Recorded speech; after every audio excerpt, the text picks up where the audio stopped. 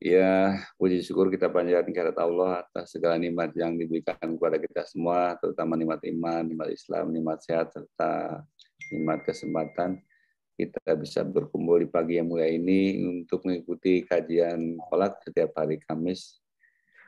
Salawat dan salam semoga selalu tercurahkan junjungan kita Nabi besar Muhammad SAW beserta keluarganya, para sahabatnya dan pengikutnya termasuk kita semua hingga akhir zaman. Amin amin ya rabbal alamin. Pada pagi ini alhamdulillah guru kita Bapak Ustadz Dr. Muhammad Faisal Hamdani MAG sudah hadir bersama-sama kita. Beliau akan memberikan kajian mengenai memahami sunnah dan bid'ah secara ilmiah atau komprehensif, di mana diharapkan dari kajiannya beliau nanti kita bisa mengetahui mana sih bid'ah yang dolalah atau bid'ah yang hasanah. Atau ada juga yang mengatakan semua bid'ah adalah dolalah. Nah, dari kajian ini diharapkan kita bisa mengerti sehingga kita bisa lebih bijaksana dalam menyikapi perbedaan-perbedaan dari teman-teman kita sesama muslim yang lainnya. Penyampaian yang akan beliau sampaikan kurang lebih 1 jam. Setelah itu diadakan tanya jawab. Ya, bagi bapak-bapak, ibu-ibu seperti biasa yang ingin bertanya boleh menuliskannya melalui chat. Insya Allah nanti kita akan bacakan pada waktu tanya jawab. Boleh juga nanti pada saatnya raise hand, bertanya langsung kepada Ustadznya. Pada saat penyampaian dimohon semua seperti biasa suaranya di-mute sehingga tidak mengganggu pelaksanaan penyampaian kajian. Demikian yang bisa kami sampaikan kepada Ustadz. Waktu dan tempat kami persilahkan.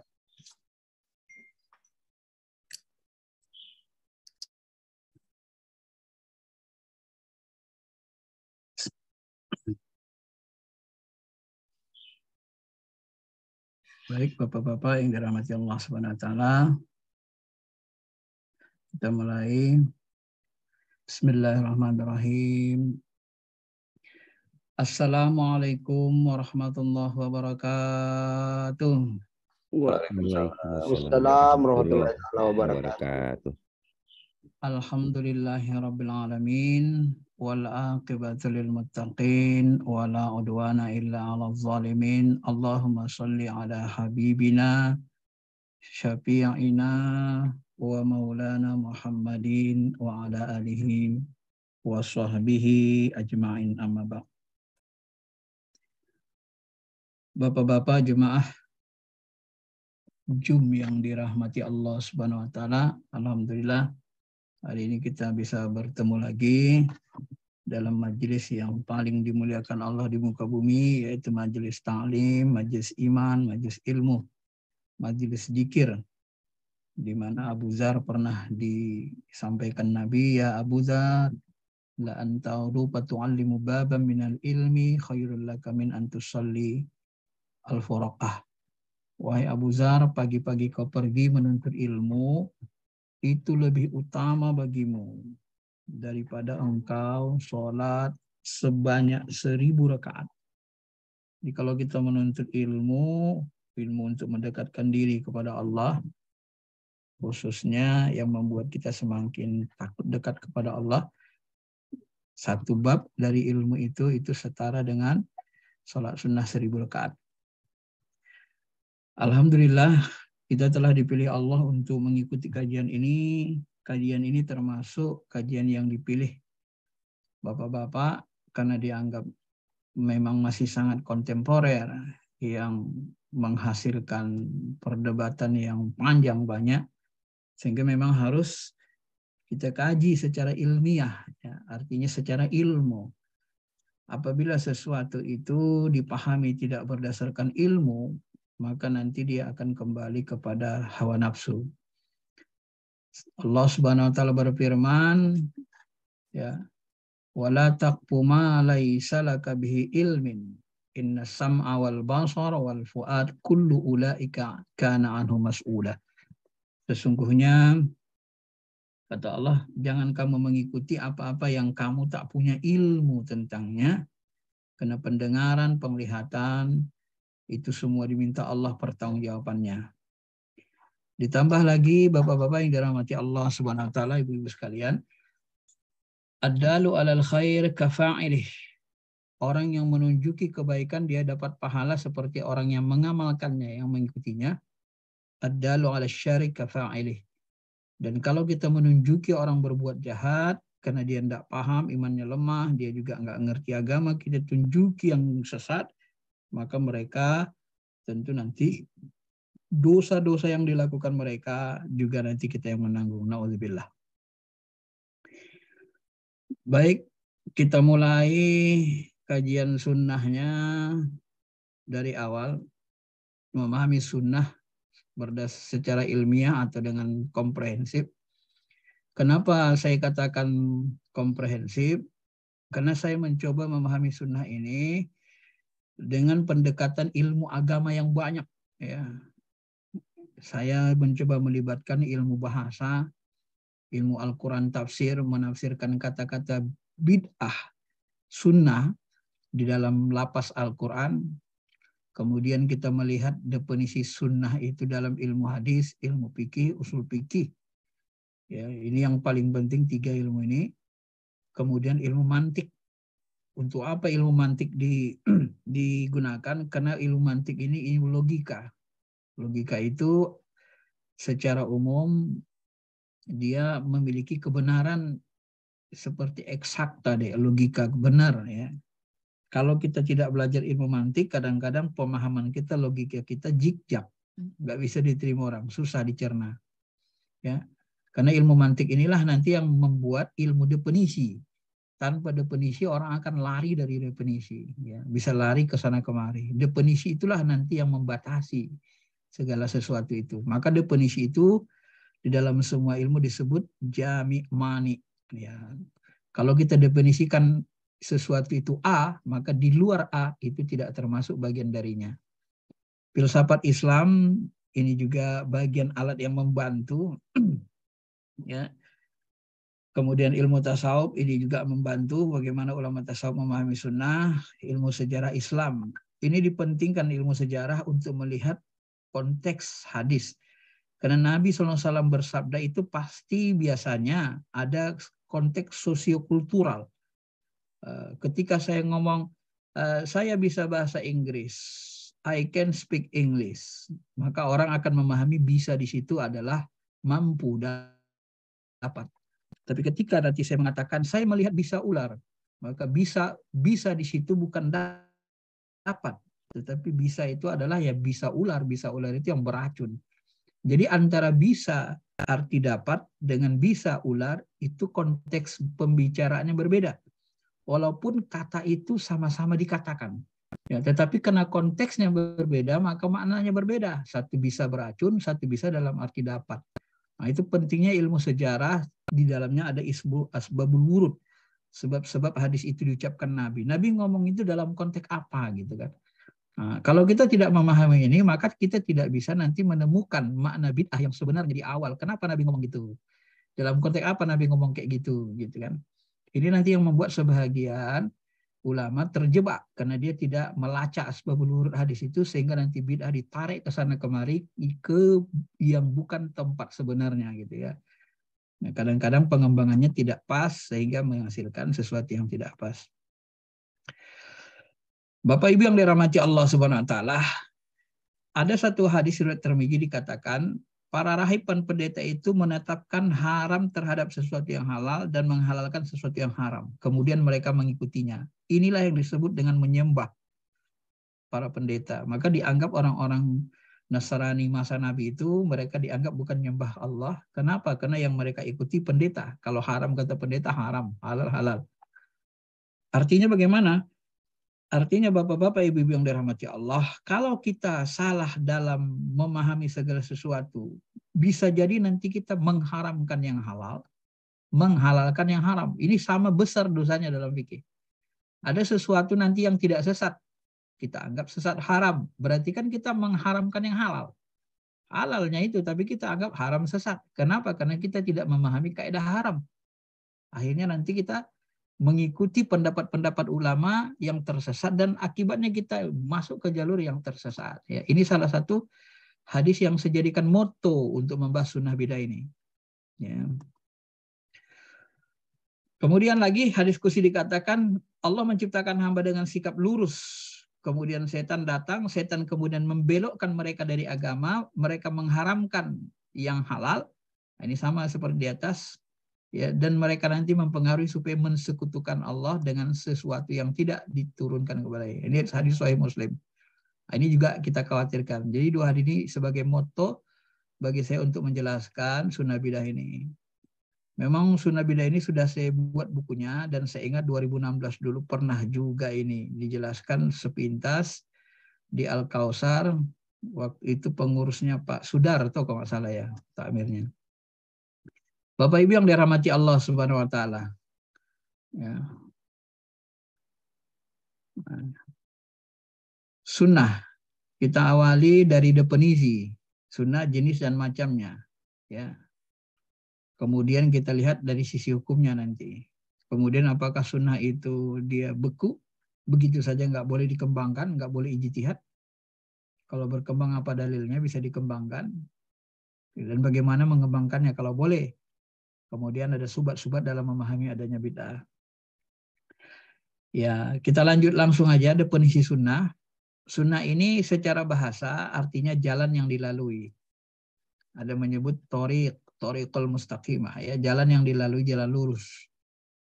Atau secara bahasa, ya, tata cara perilaku Nabi yang sering dilakukan Nabi, kebiasaan Nabi. Nah, kalau secara bahasa sunnah itu ada sunnah yang baik, ada yang buruk. Nah, jadi dari akar bahasa ini udah muncul bahwa sunnah kebiasaan yang diartikan kebiasaan itu ada baik, ada buruk. Maka nanti muncullah kebalikan sunnah bidah itu ada yang baik, ada yang buruk gitu kan. Contohnya Nabi mengatakan man sanna fil Islam sunnatan hasanah. Siapa yang membuat sunnah kebiasaan. Sanna ini artinya kebiasaan, ya, sesuatu yang baru yang dibiasakan. Barang siapa membuat sesuatu yang baru yang dibiasakan dalam Islam, tetapi kebiasaan itu kebiasaan baik, sunnatan hasanah, ini sunnah disebut sunnatun hasanah, sunnah yang baik, maka baginya pahala dan pahala orang mengikutinya. Lanjutan hadis ini ada man sanna fil Islam sunnatan sayyi'ah, nah, gitu kan. Barang siapa membiasakan sesuatu sunnah, kebiasaan yang buruk, maka dia mendapat dosa orang-orang yang mengikutinya, ya. Bapak Ibu yang dirahmati Allah, sunnah ini secara bahasa artinya perkataan, perbuatan, ketetapan, takrir Nabi maupun sifat. Ini kalau dipahami berdasarkan definisi ilmu hadis. Jadi kalau definisi ilmu hadis itu semua yang datang dari Nabi disandarkan ke Nabi, baik kata-kata Nabi, perbuatan Nabi, kemudian takrir. Takrir ini begini, Pak. Sahabat pernah dilihat Nabi makan binatang sejenis biawak, tapi tidak sama dengan biawak di Indonesia. Kata Ustadz almarhum Zulkarnain dulu, ya, beliau mengatakan biawak di Mekah Madinah itu nggak makan ayam, nggak karnivora. Kalau di Indonesia kan karnivora, makan binatang. Jadi di Mekah atau di Madinah itu ada binatang sejenis biawak, lalu sahabat memakannya. Nah, ketika sahabat makannya, Nabi diam, Nabi nggak mau makan gitu. Ya. Nah, ketika Nabi diam nggak mau makan, itu disebut dengan takrir. Takrir itu apa? Sesuatu yang diakui Nabi dibolehkan. Nabi nggak berkomentar. Kalau dilarang Nabi berarti haram. Tapi karena nggak dilarang, nah itu namanya takrir. Jadi sunnah itu sebenarnya bukan hanya perbuatan Nabi. Kata-kata Nabi pun sunnah juga gitu. Ada kata-kata Nabi yang tidak pernah diamalkan Nabi, tidak pernah dicontohkannya. Ada. Seperti Nabi misalnya azan, menyuruh azan. Dia tak pernah azan. Yang azan Bilal saja kan. Misalnya kan gitu. Nah, tapi disuruhnya sahabat azan, dia nggak pernah melakukan gitu. Nah, itu sunnah juga sebenarnya gitu ya. Jadi sunnah itu jangan kita pahami sempit. Ahli hadis sendiri mengatakan sunnah itu luas. Ada yang Nabi melihat sesuatu diam. Wah, diamnya Nabi berarti kan boleh, bukan wajib. Berarti sunnah itu ada yang boleh, nggak semuanya wajib. Orang Nabi diam aja kok nggak nyuruh gitu kan. Nah, maka sebenarnya sunnah itu ada yang nanti hukumnya mubah, ya. Maupun sifat Nabi sebagai manusia biasa. Nah, ulama hadis menyebut sifat kenabian, sifat-sifat Nabi sebagai manusia pun sunnah. Misalnya Nabi pertama-tama bersisir sibaknya tengah. Nah, dia lihat orang Yahudi suka ganti-gantian pakai sibak tengah, beliau sibak tengah. Nanti lihat orang Nasrani sibak kanan, nah beliau sibak kanan, tukar gitu kan. Nah, jadi ketika Nabi sifat manusiawinya, cara makannya pakai 3 jari, sibak sisirnya gitu, jubahnya, itu oleh ulama hadis dianggap nanti sebagai sunnah juga gitu ya, sunnah juga. Beda dengan ulama usul fikih. Kalau ulama usul fikih karena kaitannya dengan hukum, jadi mereka mengatakan perkataan perbuatan Nabi dan takrir itu kalau ada kaitannya hukum, artinya kalau mengandung perintah larangan. Kalau kita diperintahkan melakukannya atau dilarang, diperintahkan, itu baru sunnah. Kalau yang terbit dari sisi kemanusiaan, ya namanya Nabi orang Arab kan, karakter orang Arab dengan orang Indonesia kan beda misalnya. Jadi kalau sisi kemanusiaan Nabi itu, misalnya tata cara makannya, tata cara pakaiannya berjubah, maka nanti sebagian ulama itu kan memandang jubah itu tidak sunnah, itu dianggap adat gitu kan. Nah, di luar ibadah nanti dia dianggap adat biasa, adat orang Arab. Maka jubah orang Arab, serban orang Arab, itu beda dengan nanti Arab Saudi beda, orang Pakistan beda, orang Mesir beda, orang Sudan beda. Beda-beda nanti bentuk apanya, bentuk serbannya, bentuk jubahnya. Ya, kalau Pakistan kan nggak pakai kerah dia kan, modelnya kan. Jadi beda. Ini nanti kembali kepada karakter kemanusiaan biasa. Nah, sebagai manusia biasa, ana basyarum mislukum, aku manusia seperti kalian, manusia biasa. Ini dianggap tidak bagian dari sunnah yang harus diikuti. Ya. Nah, maka ini nanti kita pahami memang sunnah itu tidak semuanya harus dilakukan. Kemudian dalam ilmu fikih, sunnah itu kalau orang Medan sering bilang sunat. Nah, sunat itu anjuran gitu ya. Sesuatu yang dianjurkan. Karena ilmu fikih kaitannya dengan hukum. Hukum itu dia ada hukumannya gitu. Kalau dikerjakan berpahala, ditinggalkan tak dosa, nggak masuk neraka. Jadi ada hukumannya. Apa hukumannya? Pahala, dapat pahala gitu. Tapi kalau tadi ilmu hadis, perkataan perbuatan takrir Nabi, ini nggak ada hukuman. Orang di ilmu hadis bukan hukum. Ya, kata-kata perbuatan takrir Nabi. Kata-kata perbuatan takrir Nabi kan bukan hukum gitu.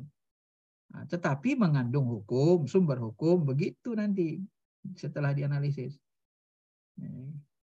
Nabi ngomong, apakah kata-kata Nabi itu hukum? Enggak. Kenapa? Karena hukum itu adalah menetapkan sesuatu perbuatan, isbatu syai' ala syai', menetapkan sesuatu perbuatan, dengan perbuatan itu ditetapkan ada hukumnya atau hukumannya gitu ya. Hukum itu kaitan dengan hukuman.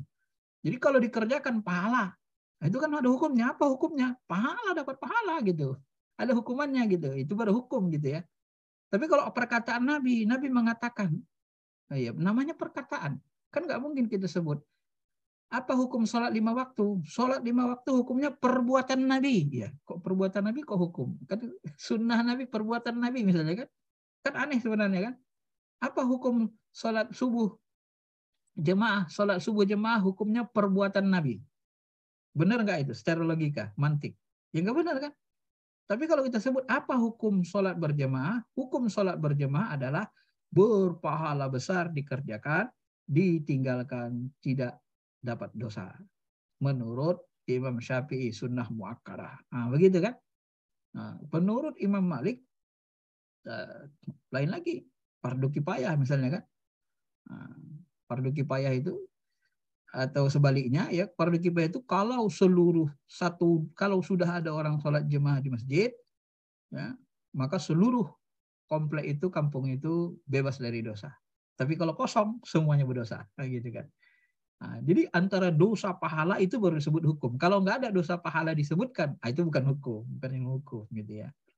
Nah, itu untuk memudahkan pahaman, membedakan. Maka nanti kalau orang tidak menguasai ini, dia akan terjadi pemikirannya ya, kalau bahasa saya rancu nanti jikjak. Ya. Memang ada definisi sunnah dalam akidah, ini tidak saya masukkan. Karena dalam definisi sunnah dalam bidang akidah itu nanti itu berbeda. Ya, di samping memang dia buku-bukunya bab akidah itu sebenarnya lebih kepada tauhid, mengesahkan Allah, bukan membahas sunnah. Maka nanti di situ nanti saya melihat sunnah itu terjadi pergeseran makna yang kurang logis. Kenapa? Karena Al-Quran itu dianggap sunnah juga. Padahal dalam fikih Al-Quran dan sunnah itu beda. Mana bisa disamakan? Al-Quran kan firman Allah. Kalau disamakan Al-Quran sama sunnah, nanti Quran itu dianggap orang kata-kata Nabi. Nah, itu firman Allah. Dulu kan sudah kita bahas firman Allah ya. Nggak bisa kita samakan Quran dengan hadis. Sehingga nanti bab akidah itu cenderung orang-orang mereka saya lihat ya mendahulukan sunnah daripada Al-Quran. Kenapa? Karena mereka menganggap Quran itu bagian dari sunnah Nabi kan. Itu nanti kekeliruan. Jadi di samping memang saya lihat kurang pas definisinya secara akidah, dan kita juga fokus kepada beberapa ilmu tadi ini ya. Karena sunnah dalam bidang akidah ini tidak masuk bahasan yang kalau menurut saya kurang logis lah gitu ya. Jadi kita ambil tiga ilmu ini aja, ilmu hadis sama ilmu yang tadi usul fikih, kemudian ilmu fikih dan beberapa ilmu yang kita sebutkan tadi. Inilah secara umum definisi sunnah. Jadi bisa dibedakan Pak ya, kalau di ilmu hadis semua yang terbit dari Nabi itu sunnah. Nah, semua yang terbit dari Nabi itu kan belum ada hukumnya gitu. Yang memberi hukumnya siapa nanti? Ulama fikih. Nah, kalau dikerjakan berpahala, ditinggalkan tidak dosa. Nah, itu ada hukumannya gitu kan. Kalau ulama usul fikih ya kalau ada perintah larangan itu baru nanti itu. Jadi hampir sama fikih usul fikih itu mirip karena berdekatan kan. Karena usul fikih ini dasar-dasar untuk menghasilkan fikih. Nah, ini dikutip dari kitab ini Jalaluddin Suyuti, Wahab Khalaf, ini paling banyak dipakai ilmu usul fikih. Sebenarnya banyak lagi buku usul fikih. Ya, termasuk Abu Zahrah yang paling sering dipakai, Wahab Khalaf, Abu Zahrah. Ada juga kalau orang Indonesia Profesor Amir Sarifuddin, 2 jilid bukunya kan. Nah, seperti ini dia bukunya yang baru. Ini yang model Indonesianya. Kalau yang Wahab Khalafnya itu banyak porsinya. Yang begini juga ada hijau. Oh, ini. Ya. Usul fikihnya. Nah, nanti setelah kita definisikan beginilah nanti. Jadi seluruh kullu ma'asar, seluruh yang bekas atau yang datang dari Nabi, kata-katanya, takrirnya sifat Nabi, sifat kemanusiaannya khalqiyah, atau bahkan sirah perjalanan Nabi baik sebelum diangkat jadi rasul, seperti tahannus di Gua Hiro. Jadi tahannus Gua Hiro itu sunnah dalam pandangan ahli hadis itu. Sebelum diangkat jadi nabi pun itu sunnah, ya namanya sunnah perbuatan Nabi kan. Jadi sunnah itu ya termasuk itikaf di Gua Hiro gitu, sunnah itu sama mereka gitu kan. Nah, nanti ulama fikih yang membatasi hukumnya kan, apakah hukumnya dianjurkan atau tidak gitu. Kalau ulama usul dia lebih kepada yang bersandar dari Nabi ghairul Quran. Nah, ini dibedakan. Yang sodaro, yang berasal dari Nabi tetapi bukan Quran. Ya kata-kata Nabi, karena kalau firman Quran firman Allah kan. Kemudian mimma yasluh ayyakuna dalila li hukum syar'i. Ya. Tetapi ulama usul fikih dia harus menyebut sunnah itu yang bisa dijadikan hukum syara. Artinya ada perintah larangan di situ ya, bukan dari sisi kemanusiaan. Nah, kalau ahli fikih tadi kullu ma sabata adin Nabi, yang datang dari Nabi tetapi dia tidak termasuk fardu, walam yakum min babil fardu wala wajib. Tidak fardu, tidak wajib. Artinya perintahnya enggak keras gitu ya. Kalau perintahnya keras disertai ancaman masuk neraka, dosa, itu nanti jadi wajib. Tapi kalau perintah Nabi tidak keras, enggak ada ancaman masuk neraka, itu namanya sunnah anjurannya. Nah, sebenarnya ini logis kan? Nah, kadang-kadang kita suruh anak kita, suruhan itu awas kamu ya, kalau nggak sekolah, hari ini kamu tidak Bapak kasih main keluar. Oh, itu kan wajib berarti, karena ada hukumannya kan. Kalau nggak sekolah, nggak kuliah, nggak boleh keluar, dikurung di rumah. Ini wajib. Nah, tapi kalau kita bilang, kalau kamu hari ini sakit nggak sekolah, ya Bapak, kalau kamu merasa kurang enak badan atau agak sakit nggak sekolah, ya nggak apa-apa, ya kita bilang nggak apa-apa, kita bilang kan, tapi Bapak lebih senang kalau kamu sekolah, ya karena kalau kamu sekolah menunjukkan semangat yang hebat nuntut ilmu. Itu kan anjuran, nggak ada hukumannya kan. Tapi kalau sekolah dia nggak usah sekolah dulu lah, agak lemes, kurang enak, tapi nggak ada hukumannya, berarti kan itu anjuran gitu ya. Bapak Ibu yang dirahmati Allah. Maka tadi kalau kita ambil sunnah itu jenisnya atau macamnya bisa perkataan ucapan Nabi. Nah, misalnya Nabi mengatakan la salata liman lam yaqra bi Fatihatil kitab. Tidak ada salat bagi orang yang tak baca Fatihah. Ini kan perkataan Nabi. Nah, kalau perbuatan Nabi misalnya tata cara salat, sallu kama raaitumuni usolli. Sahabat coba lihat salat kalian seperti saya salat nih. Nah, ditunjukkan Nabi gerakan salatnya. Ini namanya fi'liyah, perbuatan Nabi. Kalau takrir tadi saya sudah sebut Nabi diam.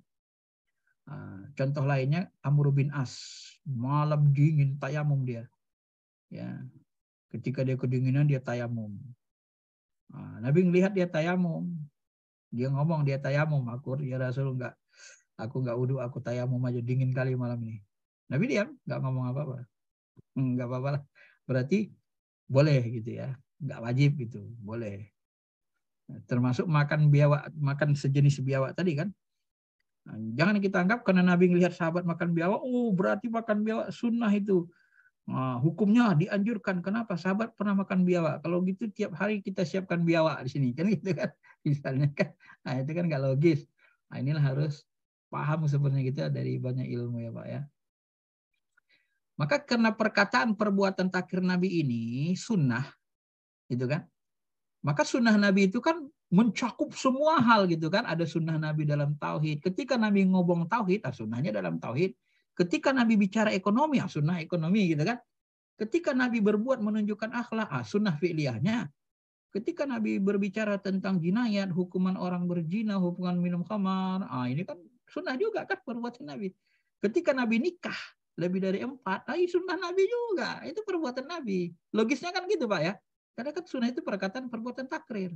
Ini kita. Jadi saya mengajak Bapak ini berpikir logis, nggak jik-jak gitu ya, berdasarkan ilmu saya. Jadi sunnah Nabi itu bisa ibadah, bisa perang. Nabi perang kan? Nah, itu perbuatan Nabi.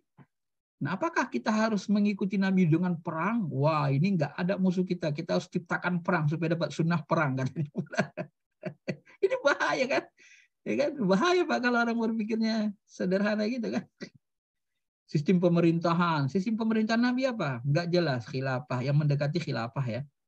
Nah, kalau kita lihat sistem Nabi jadi kalau bahasa Pak Mahfud MD itu kan, Nabi itu sebagai pembuat hukum, penetap hukum, ditunjuki Allah. Nabi juga sebagai DPR-nya, ya. Nabi juga sebagai ada tias politika itu kan, ada eksekutif, yudikatif. Itu diborong Nabi semua gitu. Sanggup nggak kita melakukan seperti itu hari ini? Memborong segala sesuatu seperti Nabi. Itu sunnah Nabi itu. Nah, itu kan sistem pemerintahan itu. Nah, jadi ini semua sunnah Nabi. Kenapa? Karena berkaitan dengan perkataan perbuatan takdir Nabi. Jadi sunnah Nabi itu luas, ada dalam seluruh hal gitu ya.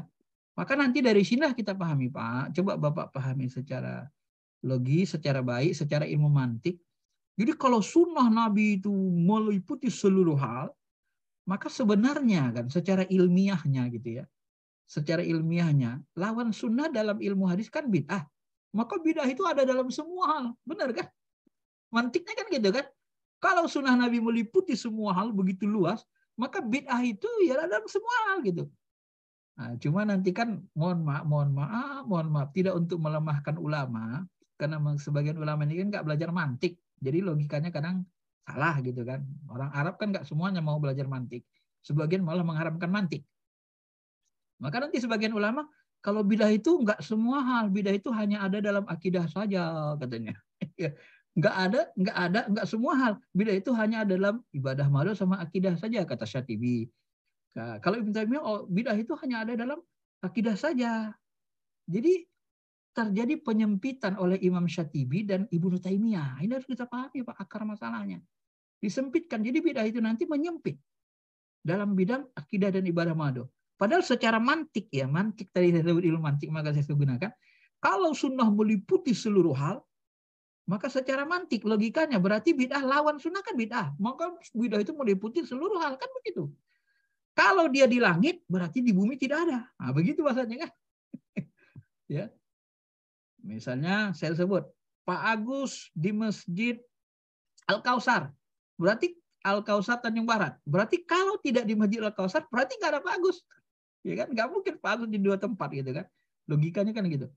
Nah, kalau saya sebut satu berarti bukan dua. Jadi kalau tidak satu berarti salah gitu. Nah, itu mantiknya kan begitu. Nah, maka dalam bahasa usul fikih nanti disebut mafhum mukhalafahnya, kebalikannya. Gitu ya. Itu cara logikanya ulama selalu begitu. Ulama fikih juga begitu kan. Nah, baik Bapak Ibu yang dirahmati Allah. Maka nanti saya pahami ya begitu. Bid'ah itu sebenarnya yang meliputi semua hal. Karena sunnah meliputi semua hal, maka bid'ah nanti sama meliputi semua hal. Ada dalam semua. Karena lawannya. Kalau kita mau perhadapkan antara sunnah bid'ah itu tadi ya. Tetapi perlu kita ketahui bid'ah ini bukan hukum, sunnah bukan hukum dalam ilmu hadis. Yang hukum itu dalam ilmu fikih. Ini nanti kita jelasin. Baik. Nah, tadi saya sebut kita lihat mau pendekatan sejarah. Asbabul wurud. Nah, ini lagi Pak, ini banyak orang salah. Karena saya meneliti juga ini, termasuk meneliti, katakan meneliti pribadi ya. Saya lihat jarang-jarang orang menjelaskan ini, maka saya teliti coba bagaimana sebenarnya ini kan begitu. Kita lihat dari sejarah, ya kita gunakan hadis, kita lihat sejarah. Insya Allah Bapak dapat ilmu baru nanti dari sini. Nah, ini hadisnya. An Irbad bin Sariyah, wa'azana Rasulullah SAW, Rasul memberikan mau'ijatan hasanah, diberikan peringatan nasihat. Nasihat Nabi ini wajilat minhul qulub, membuat hati kami gemetar, takut kami. Wazarapat minhal uyun, buat kami nangis. Ya. Ya, sampai kami mengatakan, ya Rasulullah, ka'anna mau jatuh muaddi. Ya Rasulullah, kayaknya nasihat ini nasihat perpisahan. Kok rasanya sedih banget ke hati kami. Apa wasiat Rasul? Usikum bitaqwallah. Bertakwalah kalian kepada Allah. Wasam'i, dengarlah. Watta'at, tetaplah taat. Walaupun yang memerintah kamu nanti adalah seorang budak. Ya? Walaupun yang memerintah kamu nanti seorang budak. Kenapa? Wa innahu may ya'ish minkum ba'di. Kalau kamu hidup sesudahku, nanti kalau panjang umur mudah aku meninggal, kalian masih hidup, fasayara ikhtilafan katsira. Kalian akan menemukan banyak sekali ikhtilaf, perbedaan-perbedaan pendapat. Nah, kalau gitu terjadi, perbedaan-perbedaan terjadi banyak, fa'alaikum bisunnati, ikuti sunnahku, sunnah khulafaur rasyidin. Coba sunnahku dan sunnah khulafaur rasyidin yang mendapat petunjuk. Gigitlah dengan gigi gerahamu, bin nawajid, gigit kuat-kuat, pegang sunnahku. Wa iyyakum muhdatsatil umur, jauhi kamu buat perkara-perkara baru, urusan baru, karena seluruh bid'ah perkara baru itu muhdas, dolalah, sesat. Ya. Coba perhatikan konteks hadis ini. Ini saya buat merah. Kenapa saya buat merah? Inilah konteks pembicaraannya.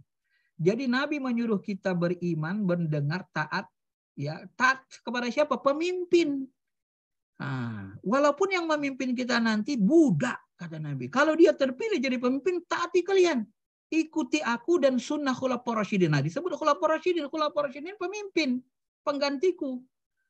Ya. Jadi konteks hadis ini berkaitan dengan bidah ini apa coba? Harus taat kepada pemimpin. Gitu kan? Imam Syatibi dalam kitab Muwafaqatnya mengambil hadis menyebut abadan habasyian. Nah, ini ditambah ada bahasa habasyian. Ya, takwa kepada Allah, dengar taat walaupun yang memerintah kamu budak dari Habasyi, budak hitam dari negeri Habasyi. Kalaupun dia memimpin nanti sudah terpilih, taat kalian, jangan kalian ingkari. Ya banyak nanti ikhtilafan katsira. Ikuti sunnahku dan khulafaur rasyidin ya. Adu alaihi bin nawajid, gigit dengan girangan. Nah, jadi konteks pembicaraan ini adalah konteks kepemimpinan. Jadi megang sunnah itu mentaati pemimpin. Nah, ini kan konteks pembicaraan Nabi. Coba perhatikan hadisnya, Pak. Cuma nanti sebahagian ulama menarik-narik ini bidah ini sunnah ini dalam ibadah madhok akidah tadi, penyempitan. Padahal konteks hadis kan konteks pembicaraannya apa? Kepemimpinan, taat pemimpin. Lihat lagi coba ini. Hadis sahih. Ini Albani malah mensahihkan hadis ini. Saya kutip satu hadis. Awwalu may yughayyiru sunnati rajulun min bani Umayyah. Yang pertama merubah-rubah sunnahku. Berubah sunnah. Berarti buat bidah kan? Orang yang pertama merubah sunnah laki-laki dari Bani Umayyah. Coba Bapak pahami dengan benar itu. Itu hadis, bukan saya yang ngomong. Ya, kalau Nabi mengatakan orang yang pertama merubah sunnah adalah laki-laki Bani Umayyah, siapa dia? Bani Umayyah itu Muawiyah, Yazid dan keturunannya. Maka kalau kita gabunglah bahasa Nabi ini dengan ini, yang pertama kali tidak mentaati pemimpin itu siapa? Muawiyah kan. Dia yang berontak dengan Ali. Coba, konteks hadisnya kan pembicaranya politik kan. Paham Bapak ini kan? Nah, ini orang yang nggak melihat konteks hadis, asbabul ini ditarik-tarik entah kemana-mana nanti nih. ini saya akar-akarnya saya jelasin. Nah, jadi yang pertama sekali membuat bidah Muawiyah. Nah, dialah nanti yang menuntut Ali. Sebenarnya dia niatnya benar juga untuk menuntut Ali, menuntut supaya yang membunuh Utsman dibunuh, dihukum kisos. Tapi kan caranya dia mau besar-besaran bawa pedang, dia dianggap orang perang kan, marah kan. Nah, maka terjadilah perang Siffin. Nah, setelah terjadi perang Siffin, kan sudah terjadi duel kepemimpinan kan. Yang dipilih tadi Ali, tahu-tahu Muawiyah dianggap jadi pemimpin. Nah, ini kan duel kepemimpinan. Padahal di sini sudah dikatakan Nabi, walaupun nanti yang terpilih budak hitam, ya taati. Apalagi Imam Ali yang kalian pilih harus kalian taati, begitu bahasanya. Nah, gitu kan. Nah, jadi yang pertama kali merubah sunnah Nabi adalah Bani Umayyah. Laki-laki dari Bani Umayyah. Nabi menyinggung saja. Nah, setelah Muawiyah terpilih, apa yang terjadi? Maka dia robahlah sistem pemerintahan dari bentuk khilafah, nubuah, khulafaur rasyidin menjadi apa? Menjadi monarki, kerajaan turun-temurun. Abu Bakar dipilih, ditunjuk oleh Umar. Abu Bakar dipilih secara aklamasi, suara terbanyak. Umar dipilih Abu Bakar dengan cara tunjuk, karena dianggap paling soleh, paling paham.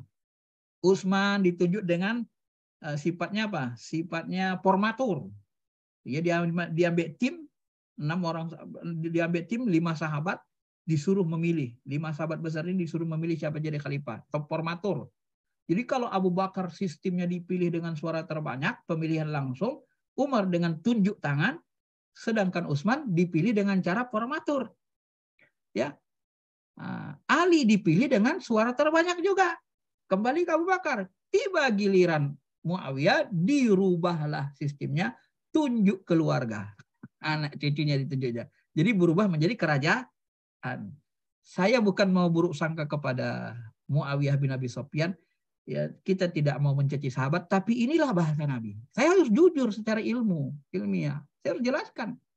Ya, dia yang merubah sunnah Nabi yang pertama kali. Ini bahasa Nabi kan. Nah, kalau begitu, sunnah yang dirubah yang pertama kali apa? Sunnah dalam bidang pemerintahan, dalam bidang kepemimpinan. Jelas Pak ya? Nah, ini ilmunya. Ini hadisnya jelas, konteks pembicaraannya gitu loh. Nah, konteks pembicaraan sunnah Nabi mengikuti ketaatan kepada pemerintah ini dirubah nanti oleh orang generasi berikutnya. Ibnu Taimiyah menyempitkannya ke akidah. Siapa nanti Asy-Syatibi menyempitkannya ke akidah ibadah mahdo. Salafi Wahabi yang sekarang pun menyempitkannya yang model Ibnu Taimiyah nanti. Nah, saya jujur secara ilmu Pak. Ya, saya tidak untuk menyalahkan mana-mana, tapi saya teliti beginilah hasilnya. Ya, saya tunjukkan sama Bapak ya, secara ilmiahnya gitu ya. Bahwa konteks hadis bidah ini bukan ibadah mahdo, bukan akidah. Konteksnya apa? Konteksnya lebih kepada pemerintahan, taat pemimpin. Nah, sistem pemerintahan, politik. Karena di sini disebut jelas sekali. Taat, bertakwa, dengar, taati. Walaupun yang memimpin kamu. Walaupun yang memimpin kamu. Jelas sekali kan. Jadi wa kullu bid'atin dolalah ini muncul yang kata kullu bid'atin dolalah. Ini konteksnya apa? Pemerintahan. Jangan buat dual pemerintahan. Maka muncullah nanti hadis. Ya kalau ada 2 pemimpin, bunuh 1. Nggak boleh 2. Bahaya. Nanti pecah umat. Nah, gitu kan. Saking kerasnya Nabi di situ. Itu kita lihat dari asbabun nuzul, asbabul wurud. Asbabul wurud ya, kalau dalam hadis namanya asbabul wurud. Nah, itu yang saya sebut tadi, kita butuh ilmu asbabul wurud. Konteks pembicaraan Nabi dalam konteks apa Nabi mengeluarkan kata-kata kullu bid'atin dolalah. Jadi kalau ada orang mengatakan, dikatakannya bid'ah itu dalam akidah dan ibadah mahdo, sebenarnya dia menggeser makna hadis yang dari sebenarnya, konteksnya ya. Pemahaman dia digesernya, ditariknya di situ ke pemahaman dia konteksnya. Kalau dalam bahasa ini filsafat Islam hermeneutik namanya. Dalam bahasa barat itu teks itu biarkan dia bicara sendiri, artinya jangan kita campuri, jangan kita pengaruhi. Nah itu kalau dalam hermeneutik itu sebenarnya logis kan. Ya, itu namanya hermeneutik slaymaker. Di dalam apa namanya, dalam bahasa kita tafsir Islam, ya Al-Quran itu ya biarkan aja dia bicara sendiri, jangan dipengaruhi oleh keinginan kita gitu. Hadis itu pun gitu juga. Caranya bagaimana? Ya lihat konteksnya. Oh, ini Nabi bicara tentang apa? Kepemerintahan, maka bicara tentang kepemimpinan, tentang khulafaur rasyidin. Oh, berarti ini bid'ah kepemimpinan, bukan bid'ah ibadah, bukan akidah awalnya. Nah, tahu kita orang yang menggesernya ke akidah itu sebenarnya melakukan penyempitan, pergeseran makna dari yang awal gitu ya. Baik. Nah, maka nanti memang Nabi SAW pun ini marah Nabi kan. Orang yang merubah bidah ini kan disebut Nabi. Aku akan mendahulukan dil al-haud, telaga Kausar. Al-haudi, la yuru, fa'anna ilayya rajulun minkum. Lalu ditampakkan di hadapanku orang-orang di antara kalian. Ketika aku mengambil minuman untuk mereka dari haud, telaga Kausar, mereka dijauhkan dariku. Aku lantas berkata, wahai Rob, ini umatku. Allah berfirman, engkau tidak tahu bid'ah apa yang mereka lakukan sesudahmu. La tadri ma ahdatsu ba'daka. Jadi orang yang buat bid'ah sesat, bid'ah haram ini nanti diusir dari telaga Kausar, ya. Memecah belah umat termasuk itu kan dalam kepemimpinan. Ini juga, ini hadis yang Bukhari, ini mirip sama maknanya. Innaka la tadri ma baddalu ba'daka fa aqulu suhqan liman badala ba'di. Allah mengatakan, engkau Muhammad tidak tahu apa yang baddalu, yang mereka rubah-rubah sesudah engkau wafat. Maka aku mengatakan kepada mereka yang diusir itu, suhkon, jauh, menjauhlah kalian. Menjauhlah kalian orang-orang yang merubah-rubah, baddala, merubah-rubah sunnahku, merubah-rubah sesudahku. Itu hukuman orang yang merubah-rubah sunnah. Bapak Ibu, jemaah yang dirahmati Allah Subhanahu wa taala, di sini juga muncul sebuah hadis, sesungguhnya di antara perkara yang datang pada kalian sepeninggalku nanti, yaitu ada orang yang memimpin. Nah, ini juga pemimpin kan. Rijalun yutfi'una sunnah. Ini dipahami ulama, ada seorang yang memimpin yang mematikan sunnah, membuat bid'ah. Ya. Yuhdisuna bid'ah. Ciri-ciri mereka wa yuakhiras sholat, mereka sering melalaikan sholat, mengerjakan sholat di ujung-ujung. Nah, lalu Imam Mas'ud bertanya, kalau begitu apa yang kami perbuat ya Rasul? Nabi jawab, wahai anak Adam, tidak ada ketaatan pada orang yang maksiat. Artinya kita tidak boleh mentaati pemerintah kalau pemerintah menyuruh kita buat maksiatnya. Bapak Ibu yang dirahmati Allah Subhanahu wa taala, ini kita ambil dari ilmu, ya, empat ilmu hadis, ilmu fikih, ushul fikih, dan ilmu tasawuf. Nah, tadi saya sebut ada masuk ilmu tasawuf. Jadi hal-hal yang muncul dari Nabi, perkataan perbuatan Nabi itu, jadi ada yang dikatakan Nabi itu namanya Quran. Itulah disebut wahyu. Hadis itu pun wahyu. Yang muncul dari Nabi ada bentuk wahyu. Al-Quran. Kemudian ada yang memang dari Allah, Nabi Allah tunjuki, muncul hadis qudsi. Nah, kalau hadis qudsi itu apa bedanya? Kalau Quran lapas maknanya dari Allah, kata ulama. Kalau hadis qudsi maknanya dari Allah dihunjam ke hati, lapasnya dari Nabi. Nabi yang nyusun bahasanya. Gitu kan? Itu hadis qudsi. Itu wahyu. Maka Nabi nanti ketika orang mengatakan, oh Quran itu bukan wahyu, itu perkataan Muhammad. Nah, maka muncullah pembelaan Allah kepada Nabi. Nah, muncul ayat turun yang dikatakan sesungguhnya Nabi itu tidak mengatakan illa wahyu yuha gitu kan. Dia tidak mengatakan kecuali wahyu yang diwahyukan kepadanya. Itu menyebutkan Al-Quran. Ya. Nah, itu menyebutkan Al-Quran. Nah, itu ilmu Al-Quran hadis. Itu namanya wahyu dari Allah. Nah, di dalam ilmu fikih, ada yang keluar dari Nabi itu bukan wahyu, tapi ijtihad, nalar pemikiran Nabi. Nah, ini harus paham juga kita akan membedakannya. Apa contohnya? Contoh kasusnya gini. Ketika terjadi perang Khandak, tiba-tiba Salman Al-Farisi, termasuk ahli ilmu, ahli tasawuf ini, dia melihat Nabi mengusulkan sesuatu. Nah, dia tidak setuju usulan Nabi ini. Cuman dia kan nggak berani bantah, harus taat kepada Nabi dan taat sama Allah. Lalu Salman Al-Farisi mengatakan, ya Rasul, apakah yang kau katakan ini wahyu dari Allah, petunjuk dari Allah, atau pendapatmu sendiri katanya. Nah, gitu kan. Jadi Salman Al-Farisi dia menjelaskan apakah yang dikatakan Rasul ini dari Allah atau pendapatmu sendiri. Wah, lalu dia kan sangat jeli, Salman Al-Farisi tinggi ilmunya, Pak. Dia sangat jeli. Dia mau beda dengan Rasul nggak berani. Wow, kalau wahyu habis lagu menentang Allah Rasulnya katanya kan. Cuma ditegaskan, ya Rasul yang kau katakan ini dari Allah wahyu atau pendapatmu? Lalu kata Rasul, oh enggak, ini pendapatku sendiri. Kalian punya usul lain nggak, kata Nabi. Nah, itulah wasyawirhum fil amri. Ketika diajak musyawarah. Lalu kata Salman gini, ya Rasul, kalau menurut pendapatku, yang paling bagus itu kita buat parit, khandak. Ya, jadi parit ini nanti menghadang kafir Quraisy untuk menembus Masjid Nabawi Madinah. Nah, cuman khandak ini sudah hilang kan. Nah, diratakan dengan tanah. Sebenarnya kalau dibiarkan dulu kan jadi sejarah kan. Khandak dibuat parit. Ya, dibuat parit. Kata Salman Al-Farsi. Nah, kalau begitu bagus. Saya setuju. Maka disuruh perintahkan sahabat buat khandak. Nah, dari situ kita paham bahwa yang semua datang dari Rasul itu nggak semuanya wahyu. Ya, ada yang nalar. Pemahaman Nabi, ijtihadnya, pemahaman akalnya. Ini juga nanti terdapat dalam hadis Sahih Muslim. Ya, ada orang mencangkok kurma, lalu nanti ketika cangkok kurma lewat Nabi. Kata Nabi, ya, sekiranya kau tidak mencangkoknya, niscaya hasilnya bagus, kata Nabi. Oh iya Rasul katanya. Iya. Terakhir nggak jadi cangkok. Beberapa bulan lalu lagi Nabi lewat. Tiba-tiba dilihat kurmanya rusak. Nah, setelah kurmanya rusak, apa yang terjadi? Kenapa kurma merusak? Kata Rasul. Tapi kan kemarin antum yang sebut gak usah dicangkok. Ya hasilnya beginilah katanya. Apa kata Rasul? Antum a'lamu bi umuri dunyakum. Kamu lebih mengerti urusan duniamu. Nah, coba Bapak perhatikan hadis Sahih Muslim ini. Ini hadis Sahih Muslim kan? Antum a'lamu bi umuri dunyakum. Kamu lebih paham urusan duniamu. Artinya apa?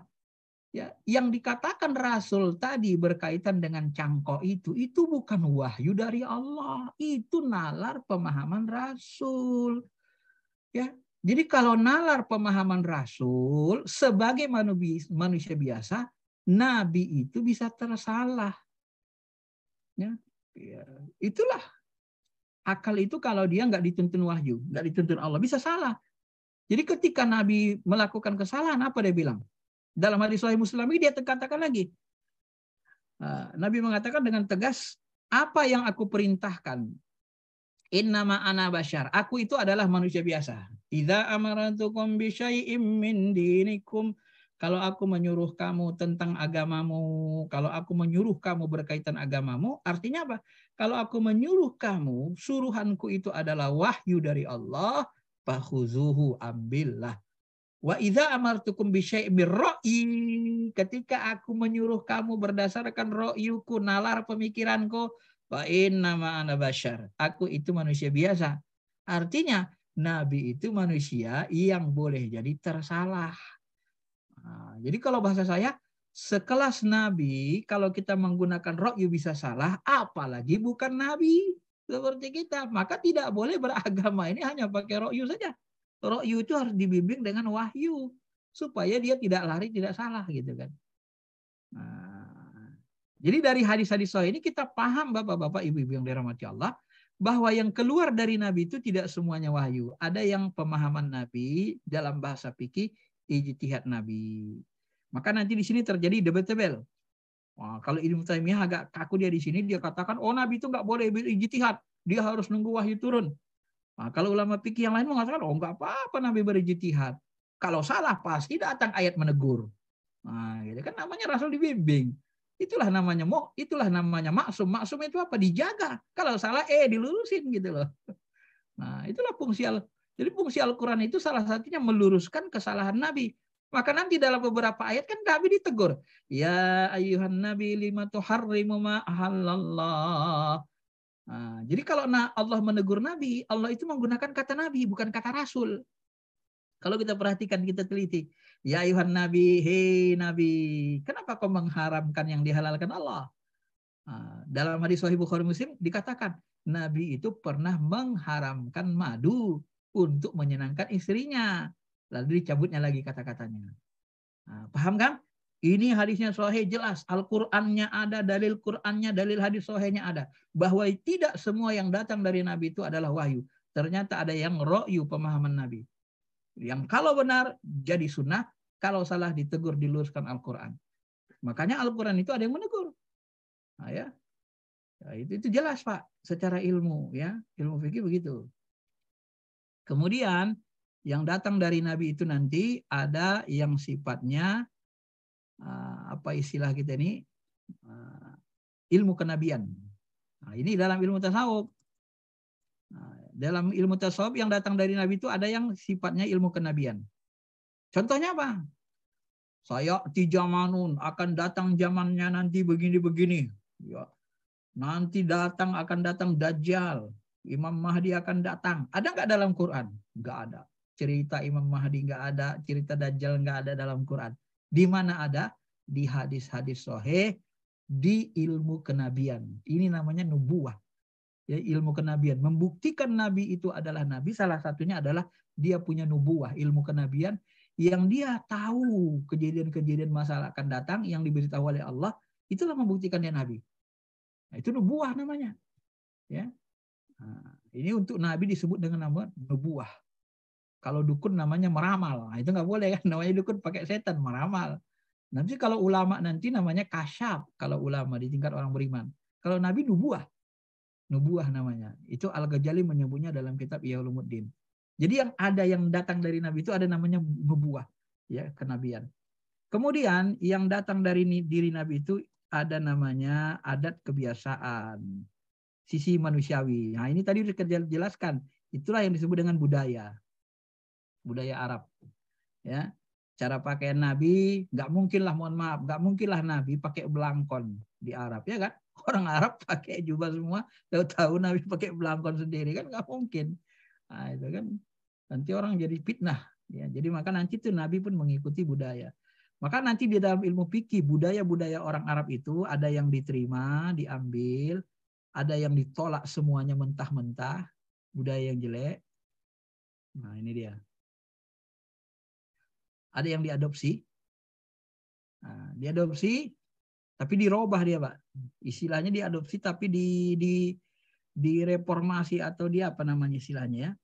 Ditajdid, diperbaharui. Misalnya akikah. Akikah ini perintah akikah coba Bapak cari dalam Quran, pasti nggak ketemu. Akikah anak. Lalu di mana kita dapatkan? Di sunnah Nabi. Kenapa sunnah? Sunnah Nabi ini berasal dari budaya jahiliyah. Arab Quraisy kalau lahir anak motong kambing, motong lembu, motong onta, itu kebiasaan orang Arab gitu. Tapi dagingnya dikasih ke berhala. Nah, lalu Nabi tukar. Jangan kasih berhala, sedekahkan sama orang beriman. Nah, jadi diadopsi budaya Arab itu menjadi sunnah. Jadi sunnah itu ada yang diadopsi dari budaya Arab. Nah, jadi ada yang begitu. Silaturahmi. Nanti silaturahmi orang Arab sangat memuliakan tamu. Kalau udah datang tamu senang sekali, ditraktir. Nabi batasi, diadopsi. Muliakan tamu, tapi cukup 3 hari. Lebih dari 3 hari, sudah nggak hinggap tamu lagi. Jadi diadopsi Nabi. Ya, muliakan tamu itu. Itu budaya Arab. Ada yang diadopsi, ada yang ditolak. Budaya nyembah berhala, nikah warisan, kumpul kebo. Nah, kalau dalam fikih sunnah sabit kan disebut itu. Nah, kalau nanti meninggal ayahnya, mamanya dinikahinya, nikah warisan, mama diwarisi. Nah, itu tradisi jahiliyah begitu. Nah, itu ditolak Nabi. Tak boleh menikahi istri ayah kita, tak boleh nikahi mak. Kalau dulu enggak, perempuan itu diwarisi. Meninggal ayahnya, maknya diwarisi, dinikahi, dicampuri, ya, sama anak laki-laki yang paling tua. Diwarisi lah, warisan perempuan itu. Kumpul kebo, udah ada kumpul kebo itu dalam sabit disebut fikih sunnah itu. Sejarah nikah itu ya orang dulu dia buat punya tenda di Mekah itu, nanti tendanya jadi kasih tanda. Nah, dia misalnya kasih tanda merah atau kuning, itu tanda pelacur gitu kan. Jadi kalau ada tanda pelacur, laki-laki nanti mencampuri, menjinahi, lahir anaknya, nanti perempuan ini suka hatinya aja nunjuk, kau aja lah bapaknya katanya. Mau siapa tunjuk terserah dia gitu. Itu budaya jahiliyah. Itu dibuang Nabi, dibuang Allah Taala karena buruk kan, akhlak, tak berakhlak. Ya. Kumpul kebo namanya zaman Nabi, zaman jahiliyah. Nah, itu ditolak habis. Ada budaya Nabi, budaya Arab yang didiamkan Nabi seperti jubah. Ya kan kita nggak disuruh berjubah ke sana kemari. Makanya nanti mohon maaf, bukan untuk yang hal-hal yang tidak baik, tapi misalnya kayak saudara-saudara kita yang di Muhammadiyah, mereka kan tidak memandang sunnah jubah ini. Nah, makanya ulama-ulama Muhammadiyah itu kan nggak ada jubah-jubah gitu, nggak ada kan. Kenapa? Ya karena ini dia nggak budaya kan. Buya Hamka ya pakai peci-peci gini aja beliau kan, pakai batik, karena menganggap itu budaya gitu. Nah, itu memang pendapat ulama begitu, Pak, nggak bisa kita pungkiri. Jadi memang disitulah dia nanti. Maka sunnah itu ada yang tidak wajib gitu kan. Memang ada yang bentuknya didiamkan, takrir namanya. Kalau Imam Hanafi bilang sunnah juga, tapi namanya sunnah tambahan. Dia namanya kita mau ikut Nabi, ngikut cara bentuk pakainya kan tanda cinta juga, adalah pahalanya. Namanya tambahan, sunnah tambahan. Tapi kalau ditinggalkan ya nggak apa-apa. Masa kita kerja bangunan pakai jubah manjat-manjat, nanti pakai jubah naik ke atas kan sobek jatuh gimana kan gitu kan. Nah, jadi ini ya.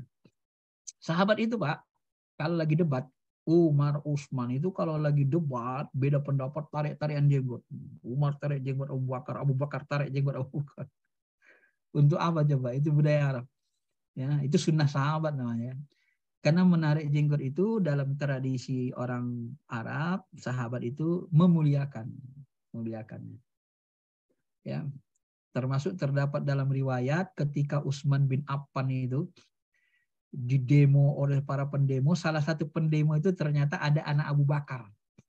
Jadi anak Abu Bakar masuk ke kamar Utsman lalu ditanya, ditarik jenggot Utsman. Kenapa kamu mengangkat pejabat-pejabat dari saudaramu yang jahat-jahat sebagian? Kenapa kamu tidak pecat? Kenapa kamu tidak bijaksana? Apa kata Utsman? Wahai anak muda, sekiranya ayahmu masih bersama kita, dia selalu sekali memuliakan jenggotku. Dia tidak akan pernah memperlakukan aku seperti ini. Mendengar kata-kata Utsman itu merinding, menangis dia. Langsung lari dia dari Utsman, nggak mau dia terlibat dalam pembunuhan Utsman. Karena Abu Bakar dulu sangat memuliakan jenggot Utsman kan. Dia tidak akan pernah memperlakukan aku seperti ini katanya. Nah, akhirnya dia terpukul, anak Abu Bakar lari dia, tidak mau terlibat dalam pembunuhan Utsman, nangis dia. Nah, artinya memang ya ini budaya. Jangan kita sunnah itu kita anggap semuanya nggak ada yang budaya. Itu kurang pas juga. Seperti tarik jenggot ini. Nggak mungkin lah nanti kita beda pendapat sama kiai. Ya. Misalnya Pak Agus beda pendapat dengan Pak Mansur. Lalu karena Pak Agus ada jenggotnya ditarik Pak Mansur jenggotnya. Saya begini maksud saya Pak. Tarik jenggot Pak Agus gini-gini. Ya marah lah nanti kan. Apalagi kiai Jawa kita tarik jenggotnya. Dia enggak tabok lo nanti katanya kan. Nah, itu budaya Pak ya. Ini menunjukkan kebenaran pendapat ini ada, walaupun maka sebahagian budaya itu nanti diangkat Nabi jadi sunnah seperti tadi ya. Ini penjelasan ulama fikih dan usul.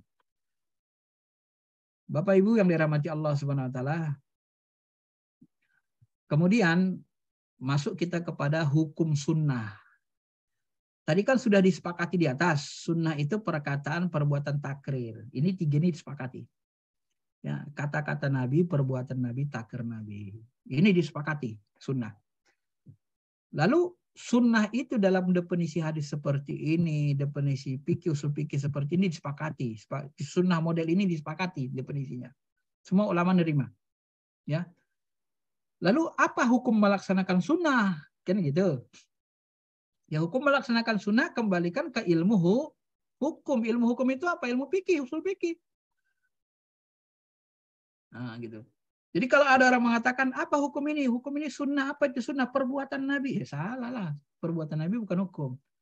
Tapi kalau dikatakan apa hukum perbuatan Nabi? Apa hukum sunnah Nabi? Hukum sunnah Nabi itu hukum mengamalkan sunnah Nabi, perkataan Nabi, perbuatan Nabi, takrir Nabi. Hukum melaksanakannya ada yang wajib, seperti sholat wajib. Ada yang sunnah, mustahab, anjuran, seperti sholat rawatib, sholat duha, baca Quran, ya.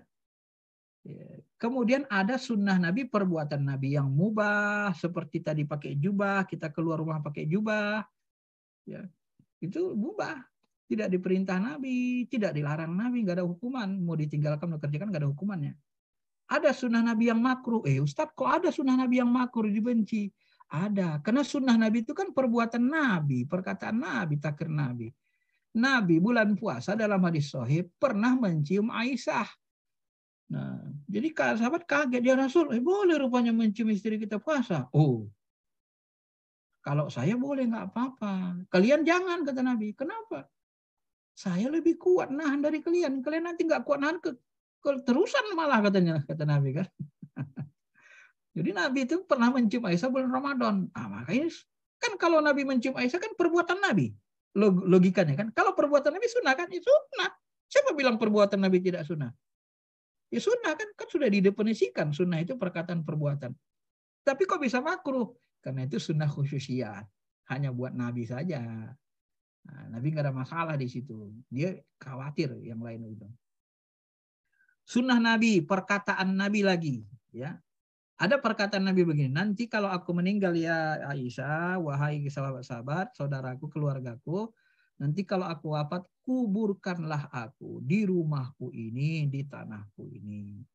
Maka kuburan Nabi itu di ruang tamu, di tanah beliau.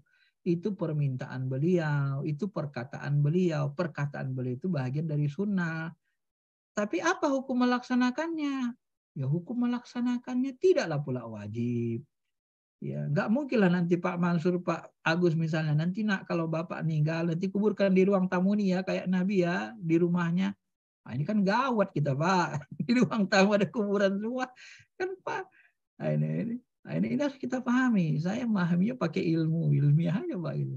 Ya, nggak mau neko-neko, kita kesana kemari. Kalau dikatakan sunnah itu definisi, ini mantik kan. Kalau dikatakan secara definisi perkataan perbuatan takdir Nabi itu sunnah, ya semua perkataan perbuatan Nabi sunnah, benar. Tapi hukum melaksanakannya yang beda-beda, gitu kan. Nah, kita nggak usah neko-neko, kita ilmiah aja. Ya, jangan akal kita jik-jak. Sunnah itu wajib semua. Gitu. Ada sebagian orang, sebagian ulama hadis dulu Pak, sudah tersesat. Sebelum ketemu ulama fikih. Ibnu Uyainah itu ulama hadis besar itu. Sebagian kawan-kawan juga ada juga. Apa kata mereka? Mereka mengatakan, kalau tidak ketemu Imam Malik, kalau tidak ketemu Imam Ahmad bin Hanbal, niscaya kami tersesat. Kan orang heran. Wow. Heran, kok kalian ulama-ulama besar, ulama hadis besar tersesat? Iya katanya. Karena kami pikir dulu, kami mengira seluruh sunnah Nabi itu wajib dilaksanakan katanya. Jadi dalam pikiran ulama hadis itu, seluruh sunnah itu wajib seluruhnya. Kalau ditinggalkan dosa masuk neraka. Itulah nanti akidah tadi Pak. Yang membuat begitu. Nah, itu entah siapa membuat definisi kayak gitu. Ya, bertentangan dengan ilmu fikih. Pokoknya asal disunnahkan, contohkan Nabi wajib kita laksanakan. Ini kalau bahasa saya ini namanya ilmu rusak. Nggak logis. Saya sudah jelaskan ilmunya ini. Ya. Karena sunnah itu perkataan perbuatan takrir Nabi. Takrir itu disepakati. Itu tidak wajib, tidak ada perintah. Makan biawak itu tadi nggak perintah. Boleh ditinggalkan. Nah, itu dianggap sunnah sama ulama, tapi dalam bentuk takrir. Takrir itu takhir hukumnya, boleh ditinggalkan, boleh enggak. Nah, maka nanti ada juga sunnah yang haram. Nah, orang yang belajar sunnah, akidah sunnah, ilmu akidah dengan ilmu hadis, ilmu sunnah, tak belajar fikih, usul fikih, kaget dia. Saya pernah ceramah, sunnah Nabi itu ada yang haram. Kok bisa haram Ustaz? Macam mana cara mikirnya katanya? Bingung dia. Ya sunnah Nabi itu kan perkataan perbuatan takrir Nabi. Salah satu perbuatan Nabi itu nikah lebih dari 4, istri Nabi 9 atau 11. Nah, apakah perbuatan Nabi menikah itu tidak sunnah? Ya sunnah. Kenapa? Karena sunnah itu perbuatan Nabi kan. Siapa yang bilang perbuatan Nabi tidak sunnah? Kan sudah didefinisikan tadi. Sunnah itu perkataan perbuatan takdir Nabi. Loh kenapa Anda bilang tidak sunnah? Itu kan ini kan keluar dia dari definisi Pak. Dia buat seleranya aja. Itu saya enggak, itu tadi saya bilang. Dia keluar dari definisinya. Dia pakai seleranya aja memahami sunnah itu. Kita pakai ilmu kan. Ilmiah. Kan sudah didefinisikan di atas tadi. Sunnah itu perkataan perbuatan Nabi. Nah kalau begitu, perbuatan Nabi itu nikah lebih dari 4, itu sunnah yang haram dicontoh. Kenapa? Dia termasuk sunnah khususiyat juga. Khusus buat Nabi. Tidak buat semua orang. Maka sunnah-sunnah khususiyat ini haram kita contoh. Ada nggak kiai yang nikah lebih dari 4 istrinya? Ada, menolak ilmu ini. Ada di Jawa itu ada kan masuk TV, isinya sampai berapa itu? 8 atau berapa? Nah, ini dianggapnya sunnah Nabi itu kan. Ada seperti itu. Padahal Nabi mengharamkan. Sekelas Abdurrahman bin Auf yang kaya raya. Ya Abdurrahman, pilih 4 istrimu, sisanya ceraikan. Nah, setelah turun ayat, ya masna wasulasa waruba'a, nikahilah pangcihuma atau balakum minan nisa, nikahilah wanita yang kamu cintai, kamu sukai, Ya 2, 3 atau 4. Fa in khiftum alla tuqsitu, kalau takut kamu nggak bisa berlaku adil, fawahidah 1. Nah, kembali kita ke ilmu mantik. Lawan sunnah secara ilmu hadis adalah bid'ah. Gitu kan? Kalau sunnah dicontohkan, dikatakan, diperbuat Nabi, lawannya adalah bid'ah. Ya kan? Mantik kan? Jelas kan? Logikanya diterima kan? Nah, berarti bid'ah itu tidak dikatakan, tidak diperbuat, tidak ditakir Nabi. Itu saja sebenarnya mafhum mukhalafahnya. Mantiknya begitu, definisinya begitu kan. Jadi bid'ah itu apa? Segala sesuatu yang tidak dicontohkan Nabi, tidak dikatakan Nabi, tidak diperbuat Nabi, tidak ditakir Nabi, itu bid'ah. Itulah sebenarnya definisi ulama fikih. Nah, jadi ya, bid'ah. Hukumnya apa? Karena dia mau dibawa ke hukum, ya pakailah ilmu hukum. Nah, sebagian orang nanti nggak pakai ilmu hukum dia. Kalau bid'ah haram semua sama dia. Iya. Berarti dia nggak pakai definisi mantik kan? Nggak, logikanya nggak ini. Logikanya nggak jami' manik dia, Pak. Ya. Dia nggak ngikutin alur fikir mantik. Jadi jik-jak dia. Seluruh bid'ah sesat. Ya. Seluruh bidah sesat itu kan kata-kata Nabi, seluruh bidah sesat. Mana ada bidah yang hasanah yang baik? Apa definisi bidah? Kalau mau didefinisikan seluruh bidah sesat, sesat itu hukumnya haram. Maka harus kita satukan definisi haram dengan definisi bidah sesat. Apa itu? Nah, definisinya nanti adalah seperti dikatakan Imam Syafi'i, segala sesuatu ma'ahdasa wa kholafa. Segala yang baru yang melawan, bertentangan dengan kitab, Quran, sunnah, atau ijma, atau asar sahabat, itulah yang disebut dengan bidah dolah. Nah, kalau kita mau katakan seluruh bidah itu sesat, maka seluruh bidah sesat itu harus haram, nggak boleh hukumnya lain. Nah, kalau gitu disatukan hukumnya dengan haram, definisinya. Apa itu? Semua yang bertentangan dengan Quran, dengan hadis, dengan ijma ulama itu haram, sesat. Ya. Tapi kalau berbeda, ini nalar orang nggak belajar fikih nanti nyangkut dia, Pak. Berbeda dengan Nabi belum tentu bertentangan dengan Nabi. Ya. Berbeda belum tentu bertentangan. Jadi khulafa itu yang dimaksud khulafa di situ melawan, bertentangan, bertolak belakang. Ya. Kalau berbeda belum tentu. Belum tentu haram berbeda dengan Nabi. Karena perbedaan kita sama Nabi dari ujung rambut sampai ujung kaki itu banyak, Pak. Pecinya beda, kacamatanya beda, sibak rambutnya beda. Ya kan? Kata-kata kita beda. Hari ini kita ngaji jam 5 habis subuh. Nabi habis subuh nggak ada online ngaji kayak gini. Beda juga. Ngajinya pakai laptop. Nabi dulu nggak pernah pakai laptop. Itu beda, banyak sekali bedanya. Tapi beda itu tidak mesti haram kan? Ini harus dipahami, Pak. Jadi dalam fikih itu yang dimaksud dengan bidah sesat itu bidah haram. Bidah haram itu yang berlawanan, bertentangan. Bukan berbeda ya. Nah, berlawanan, bertentangan dengan Al-Quran Sunnah. Maka dalam fikih nanti hukum bidah itu ada yang wajib. Apa itu wajib? Membukukan Al-Quran. Nabi nggak pernah melakukannya. Mencetak Quran. Kalau nggak dibukukan dulu hilang pedoman hidup kita, Pak. Ya, wajib. Ini diwajibkan ulama. Ya. Membukukan Quran. Ada sunnah yang atau bid'ah yang sunnah. Inilah namanya bid'ah hasanah tadi. Maka nanti muncullah yang hasanah itu. Nah, tapi karena sunnah tadi meliputi seluruh hal, logikanya maka bid'ah meliputi seluruh hal. Begitu sebenarnya. Lebih logisnya enak dipahami kan? Karena lawan sunnah bid'ah. Tetapi sunnah bid'ah itu dalam ilmu hadis bukan hukum. Ketika mau kita labeli hukum, kita kembalikan ke ilmu hukum. Maka bid'ah itu ada yang sunnah, anjuran apa? Misalnya mencetak Quran itu dianjurkan. Memberi titik baris. Kalau nggak ada titik barisnya benar-benar gundul, nggak bisa kita baca Quran, Pak. Banyak yang salah bacanya nanti. Ada titik. Dulu Quran tuh nggak ada titik, nggak ada barisnya. Ya. Membuat masjid itu rapi, itu sunnah. Masjid kita kan pakai keramik sekarang kan, dirapikan, bersihkan. Kalau zaman Nabi, Masjid Nabawi itu pakai tanah saja, Pak. Ya. Gak mungkin nanti di komplek kita, masjid kita tanah, sama ke Masjid Nabi Madinah. Jadi dianggap membuat keramik, bersihkan itu dianggap sunnah. Dianjurkan lah supaya masjid itu apa. Nah, itulah ijtihad ulama namanya kan. Maka sunnah itu nanti bisa berkaitan, karena berkaitan sunnah itu dengan perbuatan Nabi bisa berkaitan dengan ibadah, madu, macam-macam semua, maka bid'ah itu lawannya juga nanti semuanya meliputi semua.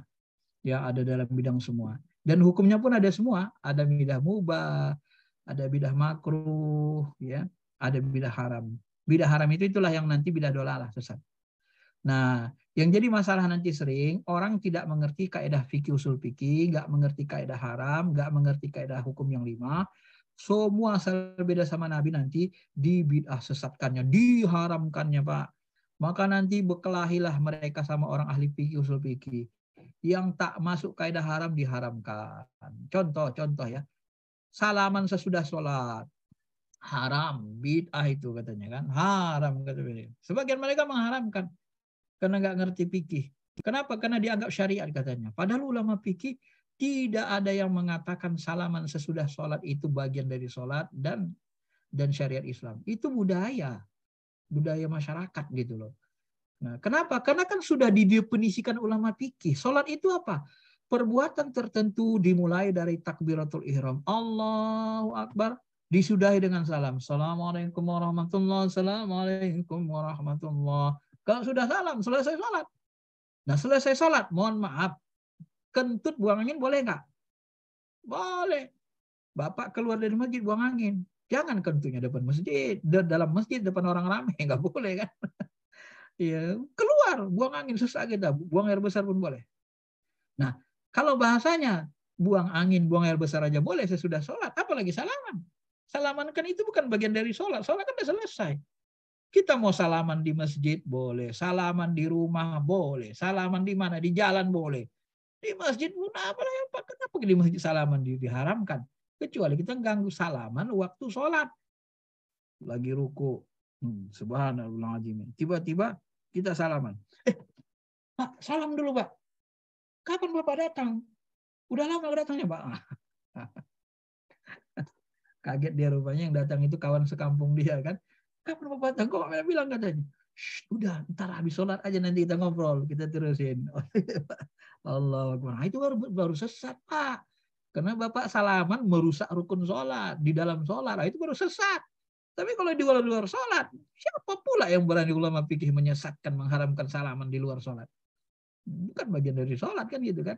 Inilah kejelian ulama fikih. Ulama fikih itu jeli melihat sunnah itu mana yang haram, mana yang gak haram. Maka perlu kita belajar banyak ilmu, Pak. Bu, ya harus banyak ilmunya biar enak memahami sunnah bidah ini. Kalau nggak banyak ilmunya, nggak luas, waduh, kaku nanti, kaku sekali kita pikir, ya bisa-bisa tersiksa hidup kita. Nah, bahkan ada orang yang gila gara-gara ilmu sunnah ini nggak paham di ilmu fikih, gila apa? Ada yang cerai sama istrinya, nah, gara-gara apa? Seperti dikatakan Ustaz Hidayat. Ya, suaminya kalau sholat nanti lututnya duluan, dia nggak mau, tangannya duluan. Akhirnya bertengkar, cerai gara-gara apa? Gara-gara turun sholat, satu pakai lutut duluan, satu pakai tangan. Iya, pakai kaki, pakai lutut, pakai tangan itu kan nggak wajib kata ulama fikih. Mau pakai hadisnya juga ada.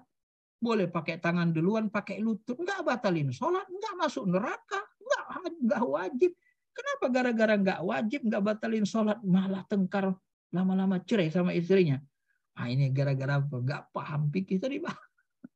Yang kecil-kecil yang tak diwajibkan Allah, yang Allah sendiri dan Rasulnya tidak keras, dia lebih keras dari Allah dan Rasulnya menghukumi orang.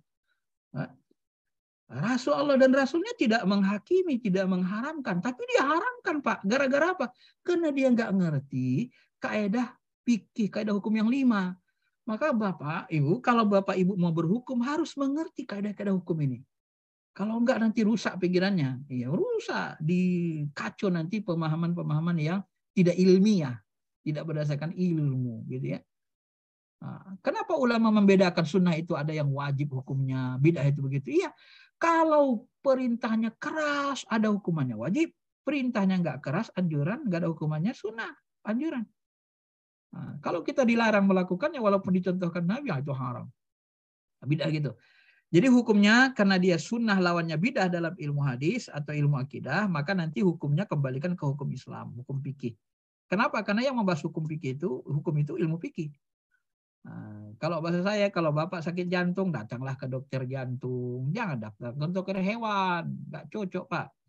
Kalau Bapak mau memberi hukum terhadap perbuatan perkataan takir Nabi, hukum perbuatan sunnah Nabi, perkataan perbuatan takir Nabi, kalau mau Bapak memberi hukumnya, datanglah, kasihlah kepada ulama ahli hukum. Nanti mereka yang memberi label hukumnya. Ini sunnah yang wajib, ini sunnah yang haram, ini sunnah yang sunnah anjuran.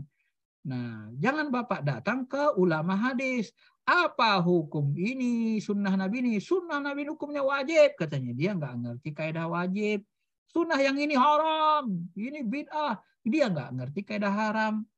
Nah, maka rusaklah. Nanti umat kita jadi, ya saya nggak tahu. Saya mencoba ke grassroots, ke dasar, ke masyarakat. Saya melihat luar biasa perdebatan di sini, Pak. Ya, habis luar biasa. Banyak orang nggak ngerti. Maka kata Imam Syafi'i, sekiranya orang-orang bodoh itu banyak diam, niscaya tidak terjadi kerusakan, pertengkaran, perkelahian sengit. Seharusnya yang bicara tentang ini ahli-ahlinya aja. Bicara hukum, ahli hukum. Bicara hadis, ahli hadis. Bicara Quran tafsir, ahli tafsir gitu. Jangan orang nggak ahli tapi dia bicara, itu habis rusak. Akhirnya umat kita berkelahi satu sama lainnya. Maka nanti dalam fikih, Izzuddin bin Abdussalam, ulama mazhab Syafi'i, Imam Nawawi membagi bidah itu. Ini dia. Karena bidah itu di dalam definisi mereka tidak dicontohkan. Kebalikan tadi ya. Nah, tapi definisi yang mengatakan seluruh bidah haram itu tadi yang seluruh bidah yang bertentangan. Nah, itu baru benar ya. Bertentangan dengan sunnah. Dari mazhab Hambali juga sama ya. Bidah sesat itu adalah bidah yang haram ya. Perbuatan yang diberi pahala dan disyariatkan melakukan tidak dinamakan bidah sesat ya. Nah, dalam hadis pun disebut mani betada'a bid'atan dolalah. Jadi diungkapkan siapa yang membuat bid'ah yang sesat. Jadi di sini diungkapkan dengan kata penegasan.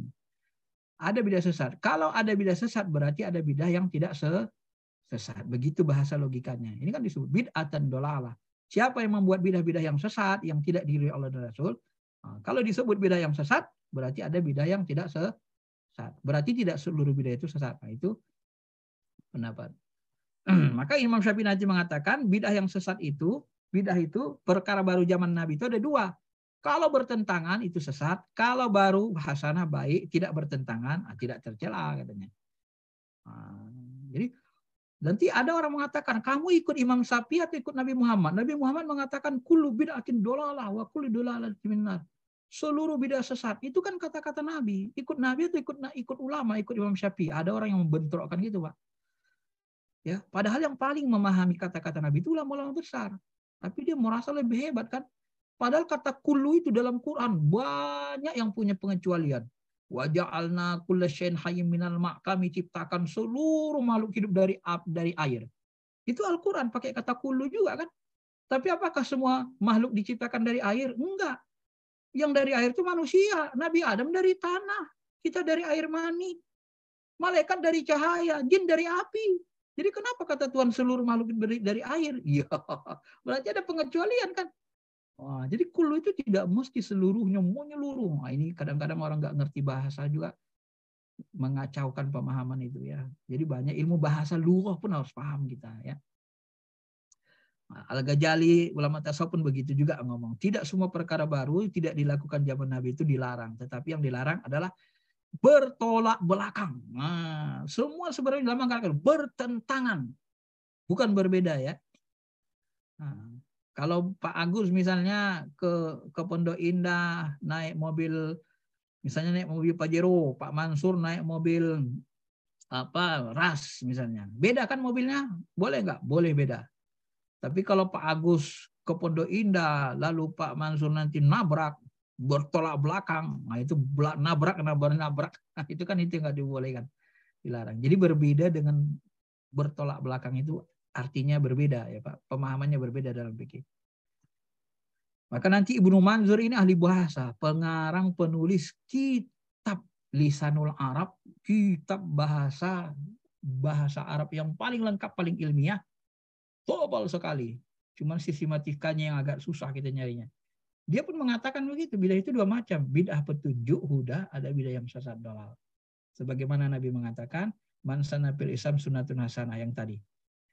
Ya, ada sunnah hasanah, ada sunnah sayyi'ah, berarti nanti kebalikannya ada yang kebiasaan baik, ada kebiasaan buruk. Baik, karena dia sudah 1 jam 15 menit saya menjelaskan ini, Pak. Saya kira sampai sini aja dulu ya pengantarnya tentang memahami sunnah bidah ini. Kalau ada yang mau tanya silakan. Kalau terusin nanti nggak bisa habis, ini panjang nih, Pak.